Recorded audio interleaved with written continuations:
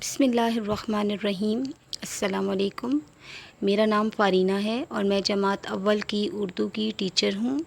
प्यारे बच्चों, मैं आज आपके साथ अपनी चौथी वीडियो लेकर हाज़िर हुई हूँ। आज हम दूसरी नज़म को पढ़ेंगे। इससे पहले हम एक नज़म हम्द पढ़ चुके हैं, उसके बाद हमने 2 सबक पढ़े और आज हम अपनी दूसरी नज़म की तरफ चलते हैं। नज़म का नाम है 1 2 3। आज हम इस नज़म की पढ़ाई, वजाहत और मश्क करेंगे। तो प्यारे बच्चों, सबसे पहले अपनी किताब का सफ़ा नंबर 66 खोलें और मेरे साथ इस नज़म में शामिल हो। प्यारे बच्चों, इस नज़म को शुरू करने से पहले मैं आपको ये बताना चाहूँगी कि इस नज़म में आपको लफ्ज़ों की अदायगी के बारे में बताया गया है कि उर्दू में लफ्ज़ों की अदायगी किस तरह की जाती है और इस गिनती को किस तरीके से लफ्ज़ों में पढ़ा जाता है। नज़म का नाम है 1 2 3। तो चलिए हम नज़म शुरू करते हैं। 1 2 3 4, आओ मिलकर बैठो यार। ये क्या कहा गया है? इन लफ्ज़ों में आपको बताया गया है कि 1 2 3 4, आओ मिलकर बैठो यार। ये आपके लिए इस नज़म में आपको लफ्ज़ों की अदायगी के बारे में बताया जा रहा है। 5 6 7, सुनो हमारी बात। समझ आ रही है आपको? यहाँ पे लफ्ज़, कौन से गिनती के लफ्ज़ इस्तेमाल किए गए हैं? 5 6 7, सुनो हमारी बात। कि यहाँ पर आपको बताया गया है कि 5 6 7 किस तरीके से लिखा भी जाता है और उसको किस तरीके से पढ़ा भी जाता है। इसके बाद है 8 9 10, बात हमारी बस।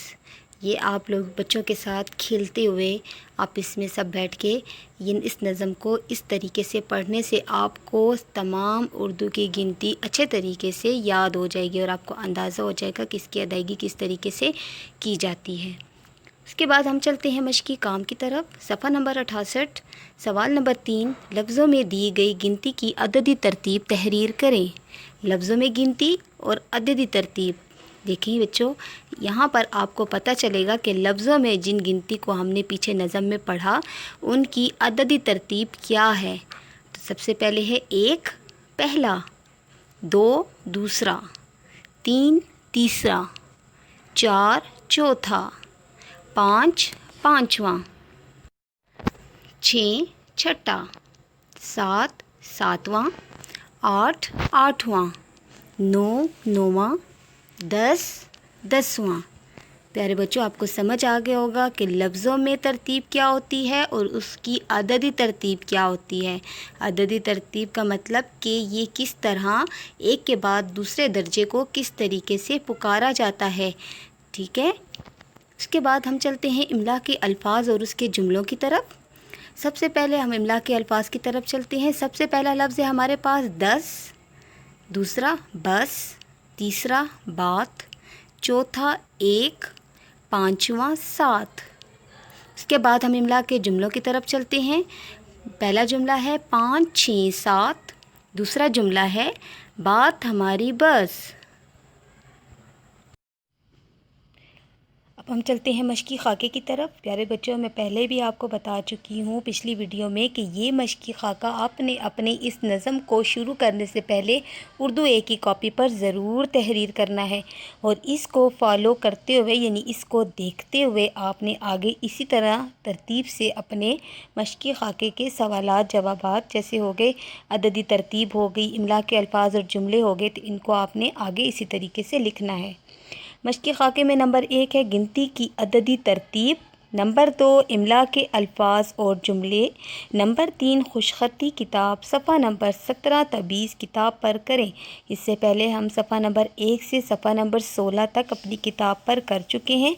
अब हम सफ़ा नंबर 17 से सफ़ा नंबर 20 तक आपने ये खुशखती का काम किताब पर करना है। घर का काम। नंबर 1, तमाम मश्की काम नोट्स की मदद से उर्दू ए की कापी पर खुशखत लिखें। फिर भी मैं आपसे यही कहना चाहूँगी, जैसे कि मैं पिछली वीडियो में बता चुकी हूँ, कि सबसे पहले आपने यहाँ पे जो मश्की काम है, जैसे अददी तरतीब हो गई, दूसरा मश्की काम जो आपके पास इमला के अल्फाज और उसके जुमले हैं, ये तमाम आपका मश्की काम है और इसको आपने पहले रफ़ कॉपी पे प्रैक्टिस करनी है और फिर उसके बाद اپنی اردو اے کی کاپی پر خوش خط طریقے سے اپنے کسی بڑے کی مدد سے اس کو تحریر بھی کرنا ہے۔ نمبر 2 ہے نظم کو یاد کریں۔ نمبر 3 املا کے الفاظ اور جملے خوش خط لکھیں اور یاد کریں۔ پھر میں آپ سے وہی بات کرنا چاہوں گی کہ میں آپ کے والدین سے گزارش کرنا چاہوں گی کہ وہ بچوں کو پہلے رف کاپی پر اس کی پریکٹس کروائیں اور پھر اس کے بعد ان کو بولیں، تاکہ آپ کی آواز کو سنتے ہوئے بچے ان الفاظ کو لکھ سکیں اور خوش خط طریقے سے لکھ سکیں۔ امید ہے آپ کو ہماری ویڈیو پسند آئی ہوگی۔ شکریہ۔